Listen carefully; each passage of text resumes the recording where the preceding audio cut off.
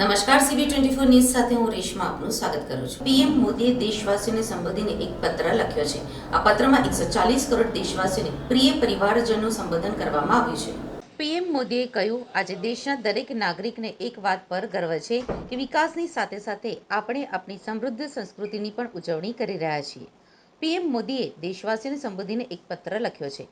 આ પત્રમાં 140 કરોડ દેશવાસીઓને પ્રિય પરિવારજનોનું સંબોધન કરવામાં આવ્યું છે। કેન્દ્ર સરકારના 10 વર્ષના શાસનનો પત્રમાં ઉલ્લેખ કરાયો છે, તો કેન્દ્ર સરકારની યોજનાઓથી આવેલા બદલાવનો પણ પત્રમાં ઉલ્લેખ કરાયો છે। લોકસભા ચૂંટણી પહેલા વડાપ્રધાન નરેન્દ્ર મોદીએ દેશવાસીઓને પત્ર લખ્યો છે। પીએમએ આ પત્રમાં લખ્યું છે કે મારા 140 કરોડ પરિવારના સભ્યો સાથે વિશ્વાસ, સહયોગ અને સમર્થનનો આ મજબૂત સંબંધ મારા માટે કેટલો ખાસ છે તે શબ્દમાં વ્યક્ત કરવું મુશ્કેલ છે। તેમણે વધુમાં કહ્યું કે છેલ્લા 10 વર્ષમાં અમારી સરકારની સૌથી મોટી ઉપલબ્ધિ સૌથી મોટો મૂડીલાભ છે। આ પત્રમાં પીએમએ તેમની સરકારની તમામ ઉપલબ્ધિઓ ગણાવી છે।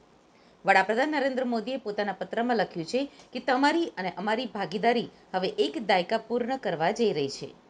મારા પરિવારના સભ્યોના જીવનમાં જે સકારાત્મક પરિવર્તન આવ્યું છે તે સરકાર દ્વારા ગરીબો, ખેડૂતો, યુવાનો અને મહિલાઓના જીવન ધોરણમાં સુધારો લાવવા અને દરેક નીતિ અને દરેક નિર્ણય દ્વારા તેમને સશક્ત બનાવવાના પ્રામાણિક પ્રયાસોના અર્થપૂર્ણ પરિણામો